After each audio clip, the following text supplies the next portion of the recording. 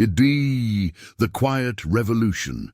Sarah's alarm screamed at 6:30 a.m., the same harsh electronic shriek that had jolted her awake for the past 3 years. 7 hours of sleep, according to her fitness tracker. 7 hours that felt like 3.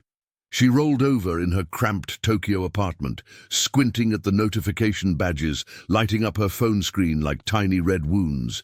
47 work emails since midnight. Her heart rate spiked before her feet touched the floor. The bathroom mirror reflected what she'd been avoiding for weeks. The soft puffiness around her eyes, the way her face seemed to hold water overnight, the exhaustion that no amount of concealer could hide. At 35, she looked older than her mother had at the same age.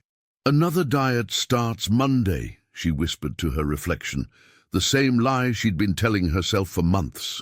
The kitchen counter displayed the evidence of last night's defeat: an empty protein bar wrapper, a half-finished energy drink, and the takeout container she'd mindlessly emptied while scrolling through Instagram fitness posts until 11 p.m.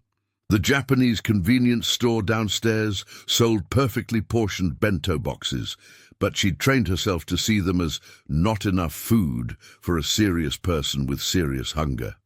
On the train to her consulting firm, Sarah watched her colleague Yuki settle into the seat across from her. Despite working the same brutal hours, Yuki moved with an unhurried grace that Sarah envied. While Sarah clutched her third coffee of the morning, Yuki sipped tea from a small ceramic cup, the steam rising in delicate wisps. "How do you do it?" Sarah asked, gesturing vaguely at Yuki's serene expression. "You never look tired." Yuki smiled, cradling the cup with both hands. "I sleep on the floor." Sarah blinked. "What?" "My grandmother's futon. No bed frame, no mattress, just tatami and thin padding. My body knows when it's time to rest." The conversation stayed with Sarah through another grinding day of client calls and deadline pressure. At lunch, she watched Yuki eat from a small rice bowl, barely enough to fill Sarah's palm, yet Yuki finished satisfied while Sarah's salad left her craving something she couldn't name.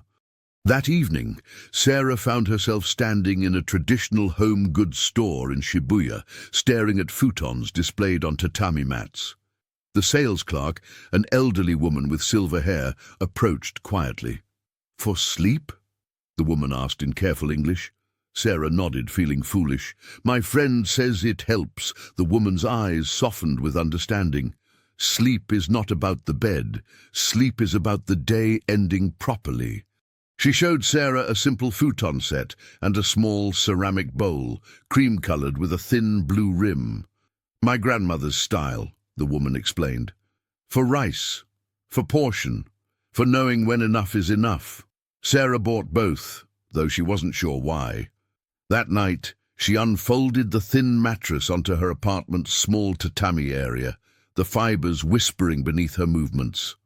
The bowl sat on her kitchen counter like a question she wasn't ready to answer. The first night on the futon was uncomfortable, her body accustomed to the soft give of her Western mattress. But something about the firmness, the proximity to the earth, felt oddly grounding. Her phone charged in the kitchen instead of on the nightstand, a small change that somehow made the bedroom feel more like a sanctuary.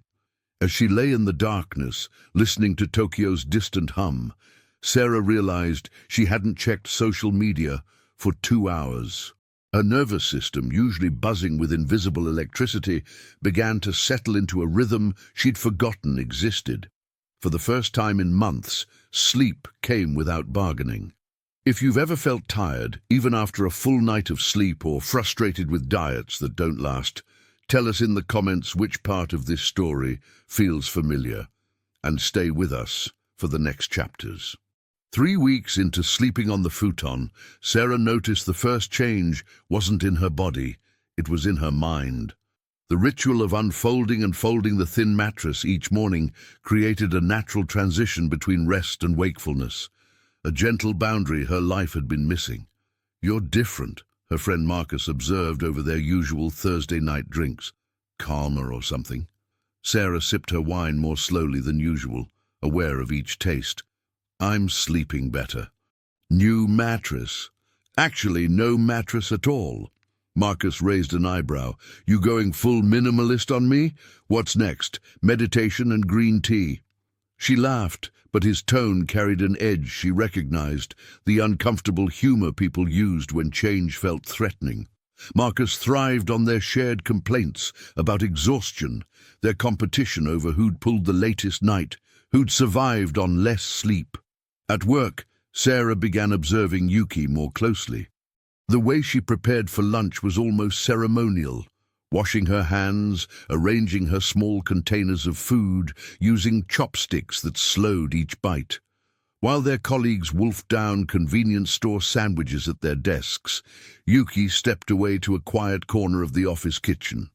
"Why do you eat so slowly?" Sarah asked one day. "Hara hachibu," Yuki replied, setting down her chopsticks between bites. "Eat until 80% full. The stomach takes 20 minutes to tell the brain it's satisfied." Sarah watched Yuki finish her modest portion and push the container away, clearly content. The concept seemed impossible. How could someone just stop eating while food remained? That evening, Sarah retrieved the small ceramic bowl from her kitchen cabinet. She'd been using it as decoration, too intimidated to actually eat from something so small. Now she filled it with rice, the grains forming a small mound that looked insufficient for a child, let alone a grown woman who'd trained herself to clean large plates. The first few bites felt absurd. The bowl forced her to slow down, to put her phone aside, to actually taste the rice instead of inhaling it as fuel. Halfway through, she paused, checking for hunger. Still there, but gentle now. Not the gnawing urgency she'd mistaken for normal appetite. She finished the bowl and waited. 20 minutes later, the sensation surprised her, satisfaction without the heavy fullness she'd associated with a proper meal. Her body felt light, energetic rather than sluggish. "This is ridiculous," she muttered, but she was smiling. The next morning brought another small revelation. Folding the futon, she noticed her lower back felt different, stronger, more aligned. The firm surface had been supporting her spine in ways her expensive memory foam never had. At her monthly check-in with Dr. Peterson, Sarah mentioned the sleep changes casually. "Sleeping on the floor?" he asked, frowning at her chart. "That doesn't sound comfortable. Are you experiencing pain?" "Actually, the opposite," Dr. Peterson made a note, clearly skeptical. "Well, your resting heart rate looks better. Are you exercising more?" Sarah considered this. She wasn't hitting the gym with renewed vigor or following any structured workout plan. But she had been walking more, taking stairs instead of elevators, moving with less urgency through her day. "Not exactly. I'm just sleeping better." Sleep does affect everything. Metabolism, stress hormones, appetite regulation. Maybe there's something to be said for firmer support. That weekend, Sarah's sister visited from Osaka, took one look at the futon on the floor and laughed. "What is this, a college dorm? Where's your bed?" Sarah felt a familiar flush of embarrassment, the urge to explain and justify. Instead, she simply said, "This works better for me." "You're becoming so Japanese," her sister teased, but there was something else in her voice, curiosity, maybe even envy. Late that night, after her sister had left for her hotel, Sarah unfolded the futon with the same careful attention she'd developed over the past weeks. The ceramic bowl sat clean and ready on the kitchen counter, a small anchor in her evening routine. As she lay down, feeling the familiar firmness support her spine, Sarah realized she wasn't just sleeping differently. She was living differently, moment by moment, choice by choice. The changes were so small they barely registered, yet somehow she felt like she was becoming herself again. 6 weeks in, the comments started coming.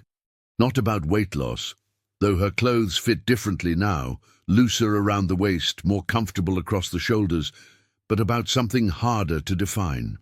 "You seem present," her client, Mrs. Tanaka, observed during a strategy meeting. "More focused." Sarah's manager, David, pulled her aside after a particularly smooth presentation. "Whatever you're doing differently, keep it up. You're not running on fumes anymore." The truth was more subtle than either of them realized.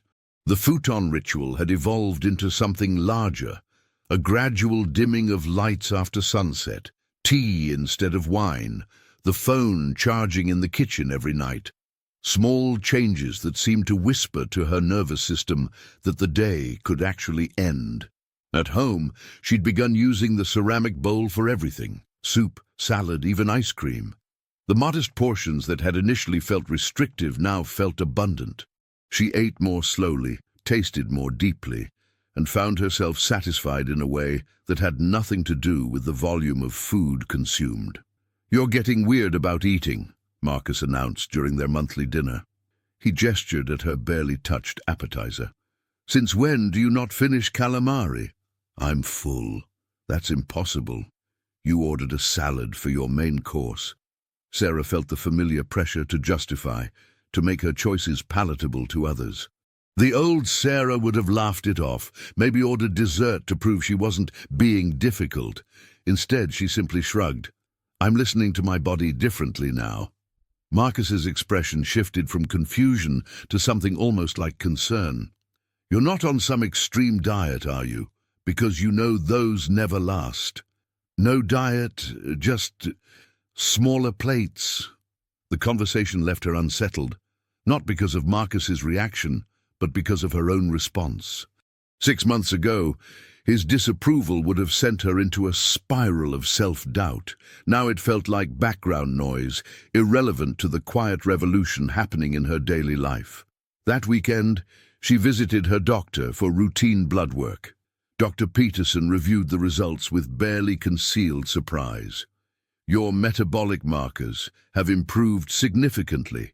Fasting glucose down, inflammation markers down, cortisol levels much more balanced." "Are you taking any new supplements?" "No, just sleeping better and eating more slowly." He looked at her skeptically. "Well, whatever you're doing, it's working. Your body seems to be in a much more relaxed state overall." The phrase stayed with her. A more relaxed state. She thought about the frantic energy that had defined her life for years, the constant sense of urgency, the feeling that she was always behind, always needing to catch up. Somewhere between the futon and the bowl, that pressure had begun to dissolve. Yuki noticed too. "You move differently now," she observed as they walked to lunch. "Less rushing." "Is that good or bad?" "In Japan, we say the nail that sticks up gets hammered down. But sometimes the nail that slows down finds better wood." That evening, Sarah sat in her apartment with the ceramic bowl cradled in her palms, feeling its weight and warmth. The rice was perfectly prepared, each grain separate and fragrant. She ate without television, without her phone, just the simple act of nourishment in the gathering dusk. Her sister called as she was finishing. "How's the floor sleeping experiment going? Still playing Japanese minimalist?"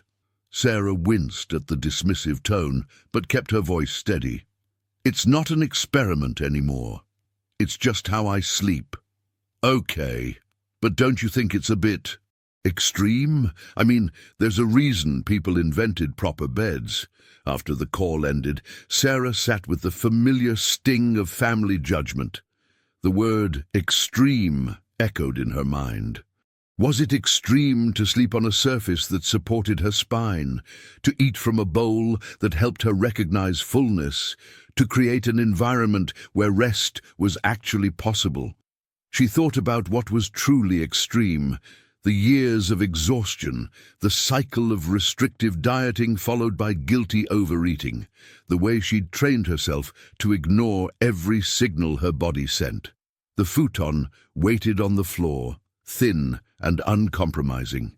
The ceramic bowl sat clean and ready for tomorrow's breakfast.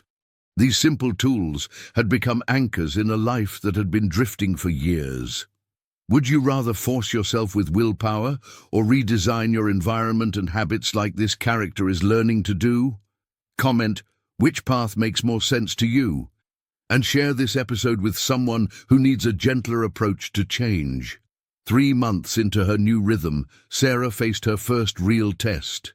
The firm landed a major client requiring 2 weeks of 18-hour days and a presentation in Seoul. The old Sarah would have seen this as a chance to prove herself through sheer endurance. The new Sarah felt a quiet dread at the thought of abandoning her evening rituals. "Pack light," her manager David advised. "We'll be living in the office and hotel conference rooms. Sleep when you can, eat when you can." On the first night in Seoul, exhausted and disoriented, Sarah stared at the king-size hotel bed with its cloud-like pillows and Egyptian cotton sheets. Her body, now accustomed to the firm support of tatami, felt lost in the softness. She lay awake for hours, her mind racing with presentation details and time zone confusion. The hotel restaurant offered an elaborate breakfast buffet. Sarah found herself loading a plate with more food than she'd eaten in a typical day back in Tokyo. The familiar shame crept in as she cleaned the plate, chasing satisfaction that never came. "You're not eating much," her colleague Jamie observed on the second day, watching Sarah pick at another oversized meal. "Hotel food," Sarah said weakly, but the truth was more complicated. Without her ceramic bowl, without the ritual of mindful eating, food had become fuel again, something to consume quickly between meetings. By day 5, her sleep debt was mounting. The hotel's blackout curtains and white noise machine couldn't replicate the specific quality of darkness and silence she'd cultivated at home. Her phone crept back to the nightstand, its blue light a familiar comfort in the foreign room. "You look exhausted," David noted after a particularly rough presentation rehearsal. "More coffee?" Sarah accepted the offer, though coffee had largely disappeared from her routine months ago. The caffeine hit her nervous system like a shock, creating a jittery energy that felt both familiar and foreign. On the weekend break, she wandered through Insadong, Seoul's traditional district. In a small pottery shop, she found a rice bowl nearly identical to her grandmother's ceramic piece back in Tokyo. The shopkeeper, an elderly woman with kind eyes, wrapped it carefully in tissue paper. "For mindful eating?" the woman asked in English. Sarah nodded, surprised by the recognition in the woman's voice. "Small bowl, big piece," the woman said, smiling. That night in the hotel, Sarah ordered room service and requested they bring the smallest portion available. She ate slowly from the Korean bowl, paying attention to each bite in a way she'd forgotten was possible. The difference was immediate, not just in how much she ate, but in how she felt afterward. Clear and energetic rather than heavy and sluggish. She pushed the hotel pillows aside and lay flat on the firm mattress, as close to her futon experience as she could manage. Her phone remained on the desk across the room. The next morning, Jamie commented on her appearance. "You look better today. Get some sleep." "Different kind of sleep," Sarah replied, realizing she was developing a vocabulary for changes most people never noticed. The final week of the project brought its biggest challenge. A client dinner at an expensive Korean BBQ restaurant, the kind of elaborate meal designed to celebrate and impress. Plates kept arriving, each portion larger than the last. Her colleagues dove in with the enthusiasm of people who'd been surviving on conference room sandwiches. Sarah served herself small portions on the side dishes, kimchi, pickled vegetables, steamed rice, using the serving spoons like oversized chopsticks to slow her eating. She participated in the conversation, raised her glass for toasts, but maintained the rhythm she'd developed. "Not hungry?" David asked, noticing her restrained eating. "Savoring it," she replied simply. Marcus, who'd flown in for the final presentation, watched her with open confusion. "Since when do you not demolish Korean BBQ? This is like Christmas dinner. I'm enjoying it differently now." "Enjoying it wrong, you mean?" he said with his characteristic laugh, but something in his tone suggested he was trying to convince himself as much as her. The presentation was a success, partly because Sarah felt clear and grounded rather than running on adrenaline and caffeine. On the flight back to Tokyo, she reflected on the 2 weeks. Every time she'd abandoned her new habits, she'd felt the immediate consequences. restless sleep, anxious energy, the return of cravings that never quite resolved. But every time she'd found ways to maintain her rhythm, even in hotel rooms, even during business dinners, she'd felt like herself again. Back in her Tokyo apartment, she unfolded the futon with profound relief. The tatami fibers whispered their familiar greeting. The original ceramic bowl sat waiting on the counter, a faithful anchor in a life that had briefly gone adrift. As she settled onto the firm surface, feeling her spine align and her nervous system begin to settle, Sarah realized something had fundamentally shifted. The habits weren't rules she followed anymore.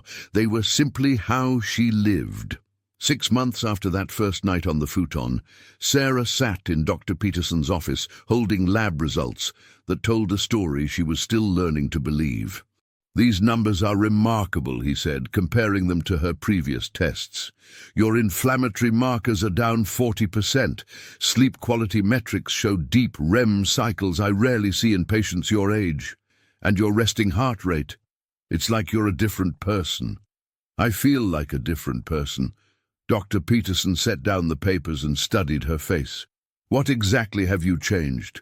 Because whatever it is, I want to recommend it to other patients." Sarah paused, aware that her answer would sound absurd to someone measuring health in blood panels and vital signs. "I sleep on the floor and eat from a small bowl. That's it?" That's how it started. But really, I think I changed my relationship with discomfort. The doctor frowned, clearly expecting a more conventional explanation, a new exercise regimen, a strict diet, perhaps medication. Sarah continued, "I used to think discipline meant forcing myself to do things I hated. Now I think it means creating an environment where the right choices feel easy." That evening she met Yuki for tea at a traditional shop in Harajuku. 6 months of friendship had revealed the complexity behind Yuki's seemingly effortless habits. She'd grown up with a grandmother who'd survived food shortages during the war, who taught her that each grain of rice was precious, that enough was a form of wealth. "My American friends always ask about the secret," Yuki said, warming her hands around her teacup. "They want a rule they can follow for 30 days. But this isn't about rules. What is it about? Listening. Your grandmother's bowl is teaching you to listen to your body. The futon is teaching you to listen to your spine. The evening routine is teaching you to listen to your nervous system."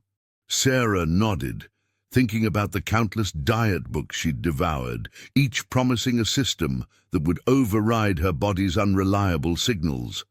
She'd never considered that those signals might be perfectly reliable, if she created the conditions to hear them. In Japan, we have a saying, "The bamboo that bends in the wind doesn't break." Your old way was trying to be the oak tree, rigid and strong. But rigid things snap under pressure. That night, as Sarah folded her futon into its neat square, she reflected on the past 6 months. The changes had been so gradual she'd barely noticed them accumulating, falling asleep within minutes of lying down, waking naturally before her alarm, feeling satisfied after meals without the familiar urge to keep eating. But the deeper shift was harder to articulate. She'd stopped fighting herself.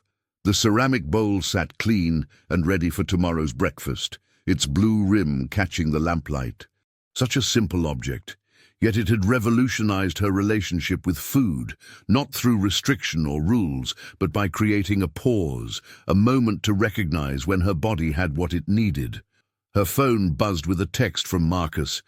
"Drinks tomorrow? Haven't seen you in forever?" She realized it had been weeks since their last meetup, not from any conscious decision, but because their shared complaints no longer resonated. What was she supposed to say? That she slept through the night now, that she woke up energetic, that she'd stopped seeing exhaustion as a badge of honor.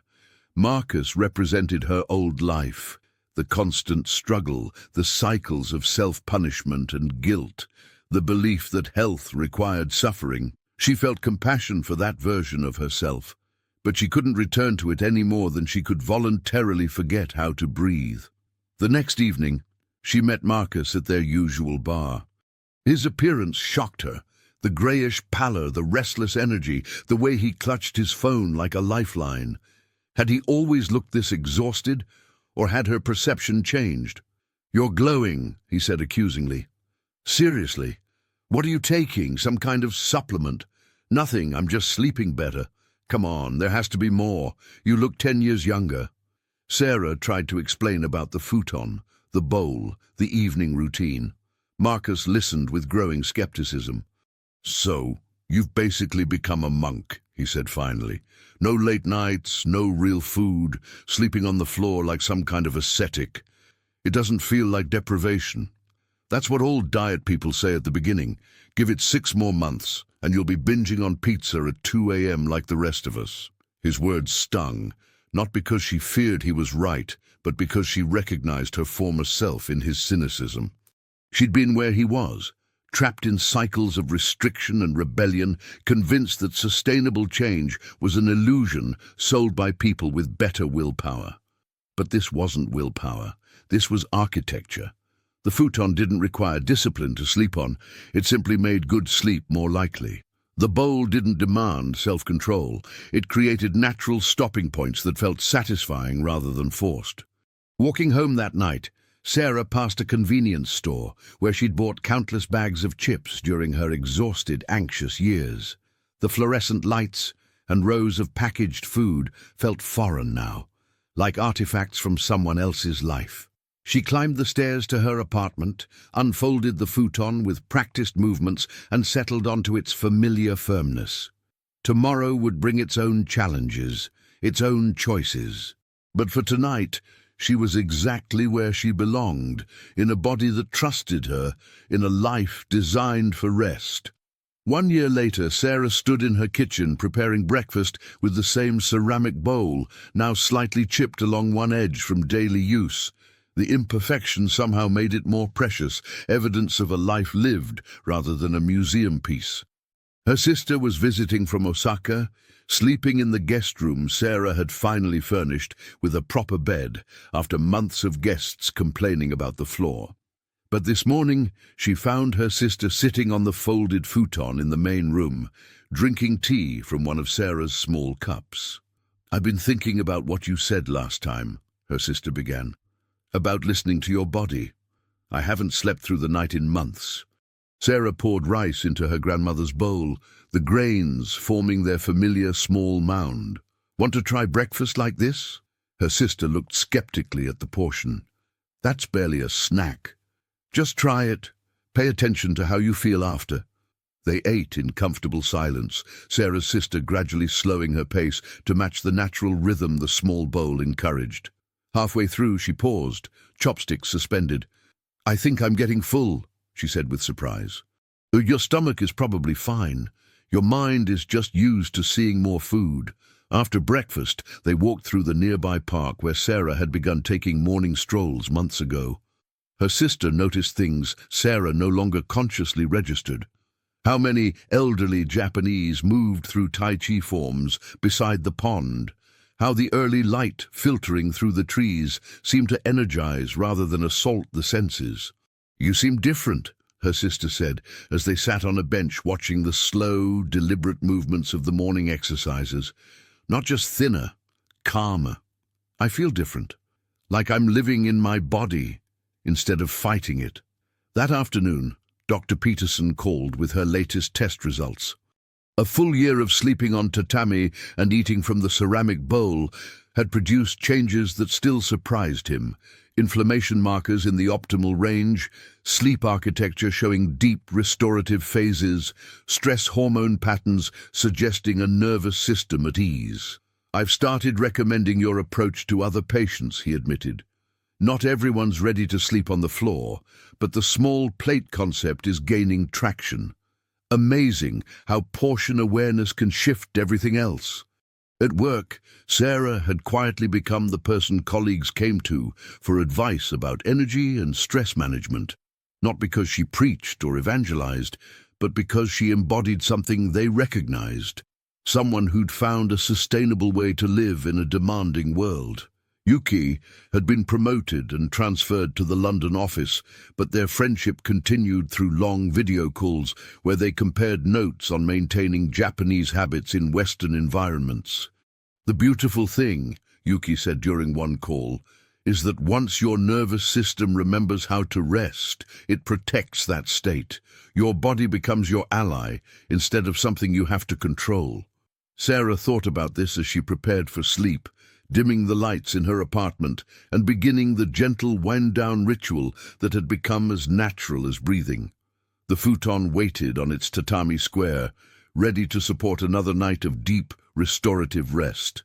Marcus had drifted out of her social circle, not through any dramatic confrontation, but through the natural evolution of different life rhythms. Occasionally, she saw him on social media, still burning through late nights and early mornings, still searching for the next solution to his cycle of exhaustion and overstimulation. She felt no superiority, only compassion.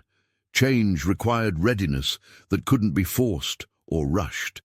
Her own transformation had begun with a simple question about sleep, asked at exactly the moment she was desperate enough to try something different.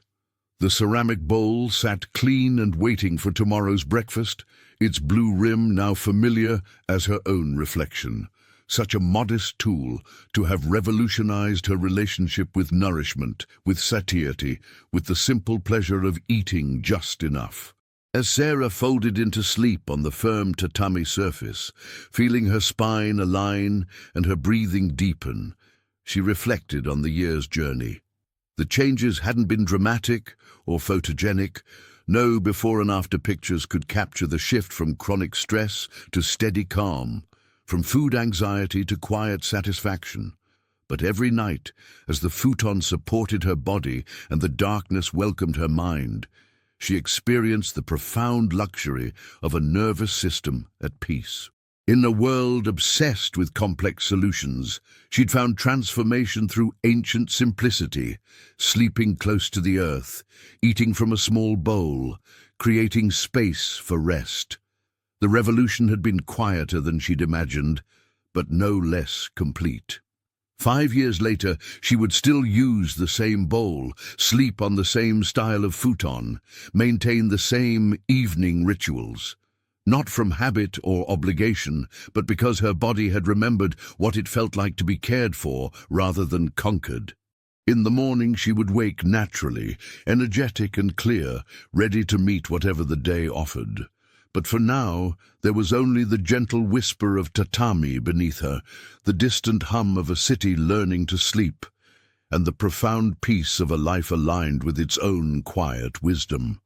If this story reminded you that real transformation comes from small habits repeated over time, not from overnight fixes, subscribe to the channel, tell us which country you watch from, and invite someone to start this journey with you in the next story.